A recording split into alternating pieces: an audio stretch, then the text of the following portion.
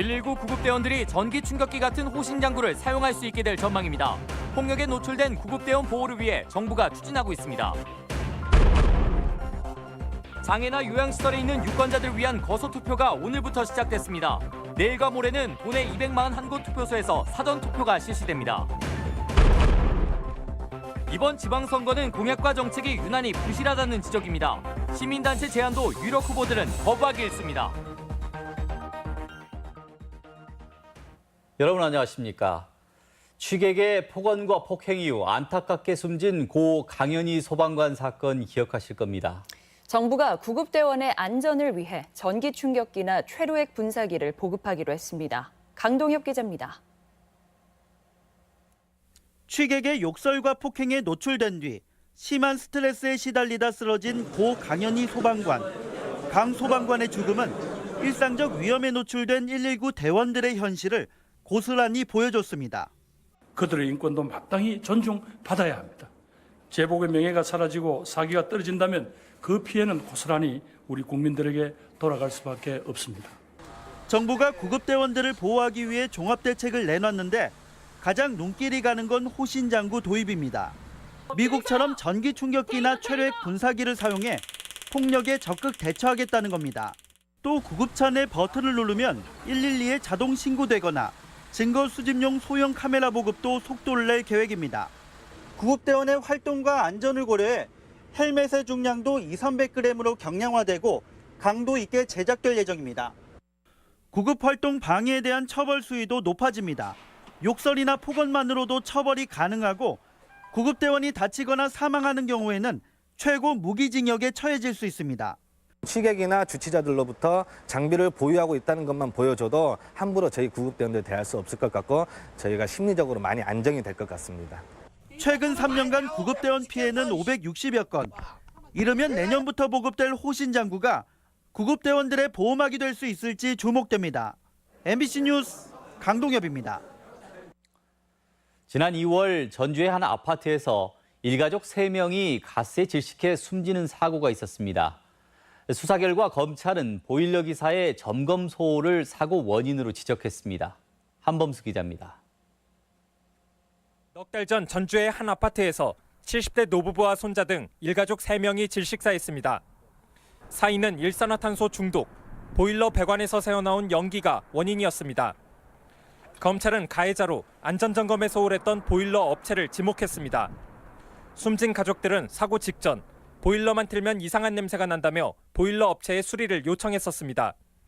할아버지가 보일러 수리한다고 문자를 보냈어요. 누나한테 손발 차갑고 계속 어지럽다고 하고.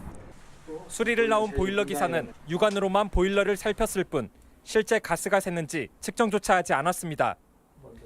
당시 집안의 일산화탄소 수치는 치사량을 웃도는 200ppm까지 치솟은 상태. 결국 수리기사의 소홀한 대처가 참변을 불러왔다는 겁니다. 이와 관련해 검찰은 보일러 기사와 업체 대표는 물론 공동 배기구를 막아 연기 배출을 어렵게 만든 아파트 운영위원장 등에게도 업무상 과실치사 혐의를 적용했습니다. 안전과 관련된 업무에 종사하는 분들은 다시 한번 본인들이 하는 업무에 대한 중요성이나 경각심을 좀. 비슷한 사고를 예방하기 위해 보일러 업체가 가스 측정 장비를 의무적으로 구입하도록 하는 등 제도적인 보완도 시급해 보입니다. MBC 뉴스 한범수입니다. 고창에서 여론조사 조작 시도가 있었다는 의혹이 또다시 불거졌습니다. 고창경찰서는 선거법 위반 혐의로 군청 전 간부 A씨 등 3명의 자택과 사무실을 압수수색해 휴대전화와 컴퓨터 하드디스크를 확보했습니다. A씨는 당 공천을 위한 적합도 여론조사에서 연령대를 속여 특정 후보를 지지하라는 문자를 군민 수백 명에게 보낸 혐의입니다.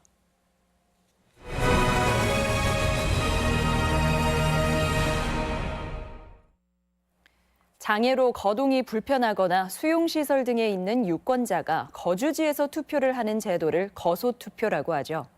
오늘부터 도내에서도 본격적인 거소투표가 시작됐는데요. 박연선 기자가 현장을 다녀왔습니다. 6.13 지방선거 거소투표소가 마련된 전주의 한 요양원입니다. 거동이 어려워 휠체어 등 보조기구에 의지한 어르신들이 줄지어 투표에 나섭니다. 몸이 불편해 덜어는 선관위 직원 등의 도움을 받아야 하지만 시민의식만큼은 조금도 다르지 않습니다. 우리나라 시민권으로 한 게 엉덩이 투표를 해야 옳지. 그래야지 우리 시민이 아니야. 투표 안 하면? 장애나 고령의 나이도 투표를 하고자 하는 의지를 막을 수는 없습니다. 눈이 보이지 않는 어르신도 참관인 등의 도움을 받아 투표를 거뜬히 해내고 100세 가까운 나이에 거소투표에 참여한 할머니에게도 참정권의 가치는 소중합니다. 나이가 많이도 투표시켜서 감사합니다. 고맙습니다. 이번 6.13 지방선거에서 거소투표를 신청한 도내 유권자는 5,637명. 고령화와 함께 그 수가 늘어나면서 중요성도 점차 커지고 있습니다. 이제 거동이 이제 불편하신 분들은 사회적 약자이기 때문에 그분들한테 그 투표권을 행사할 소중한 권리인 투표권을 행사할 수 있는 그 좋은. 선관위는 전주 시내 거소투표소 22곳 등 도내 모든 거소투표소에 직원을 보내 투표 전반을 관리하고 있고 후보 측에서도 신청할 경우 참관인을 보낼 수 있다고 밝혔습니다. MBC 뉴스 박연선입니다. 지방선거 사전투표가 내일부터인데 공약 대결은 아직까지도 뒷전입니다. 시민단체에서 정책까지 제안하며 공약으로 채택할 것을 촉구해도 후보들은 관심이 없습니다. 김한광 기자입니다. 민주노총 전북본부는 지방선거를 앞두고 4대 의제, 17대 과제를 도지사 후보 노동정책으로 제안했습니다.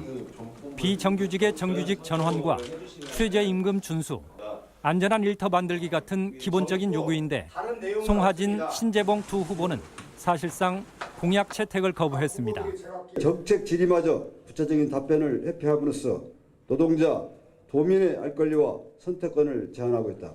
환경과 농업, 교육, 복지, 여성, 언론단체 등에서도 정책 제안이 이어졌습니다. 미세먼지나 수돗물 안전, 학교 폭력 대책, 성평등 같은 말 그대로 생활 속 정책입니다. 하지만 일부 지역, 일부 사안에서만 후보들이 공약화에 관심을 보였을 뿐 대부분 응답률이 절반에도 미치지 못했습니다. 후보자들의 모습이 정책과 공약에 따른 책임성 구현이라는 부분보다도 현재 여론에 맞춰서 정치를 하겠다라는 그런 부분들이 많이 보여지고 있고요. 결국 특정당 독주 분위기에 공약 대결이 소홀해지면서 정책 선거의 기대는 또 무산되고 말았다는 비판이 거셉니다. 비전을 제시한 어떤 정책이나 공약들을 제시하지 못함으로써 전체적으로 보면 정책과 공약이 실종된 선거인 것 같습니다. 사전 투표와 함께 사실상 선택이 시작된 6.13 지방선거. 도내 유권자들은 제대로 된 검증과 평가 없이 심판을 해야 하는 어느 때보다 힘든 도전에 직면하게 됐습니다. MBC 뉴스 김한광입니다. 정읍시장 후보 토론회가 전주 MBC에서 열렸습니다. 이경희 기자가 정리했습니다. 고소고발이 이어지고 있는 정읍시장 선거전은 후보 토론회도 뜨거웠습니다. 공무직 퇴직금 추가 지급 협약을 놓고는 후보들 간 여전히 설전이 오갔습니다.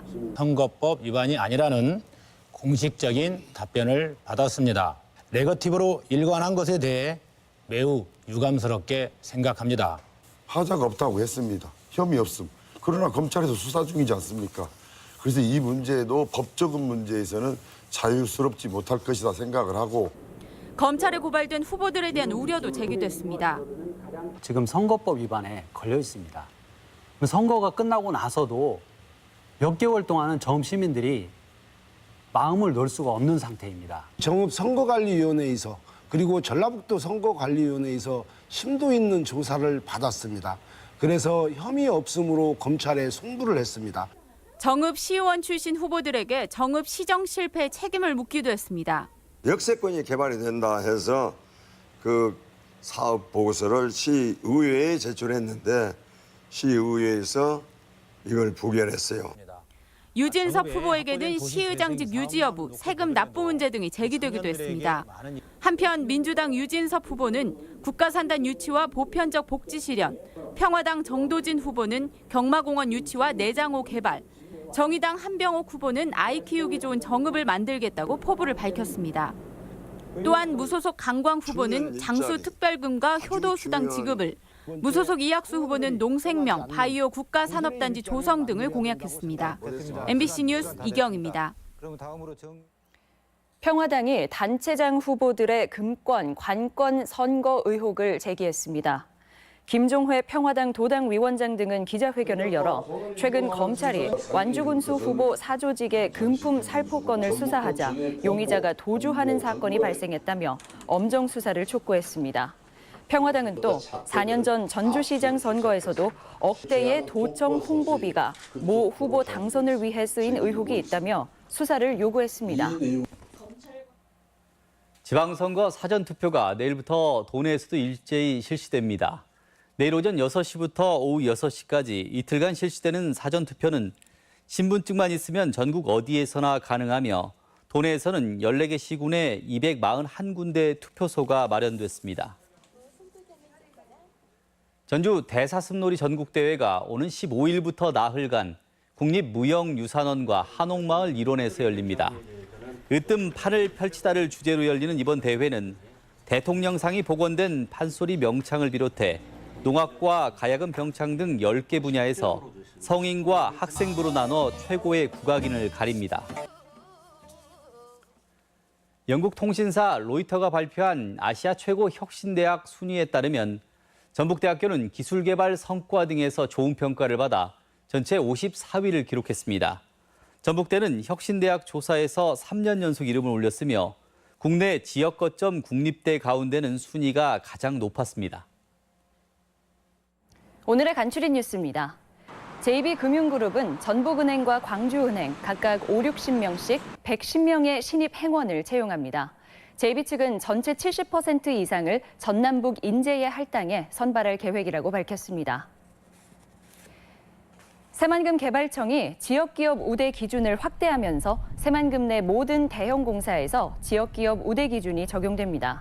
이로써 16%였던 지역기업의 평균 참여율은 25% 이상 상승할 것으로 예상됩니다. 원광대 인수공통감염병 연구센터가 정부 공모사업에 선정돼 조류 인플루엔자 바이러스 변이를 분석하는 연구에 5년간 60억 원을 지원받습니다.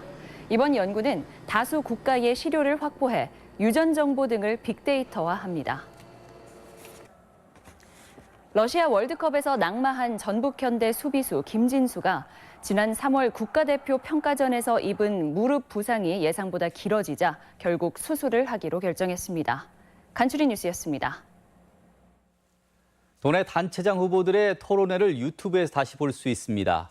선거방송 토론위원회는 전주 MBC 등 공중파로 생중계한 도내 단체장 후보 토론회를 유튜브로 재시청할 수 있다며 유권자들의 관심을 당부했습니다. 전라북도는 지난달 농림부에 말산업특구를 신청했다며 오는 7월 특구 지정이 최종 결정된다고 밝혔습니다.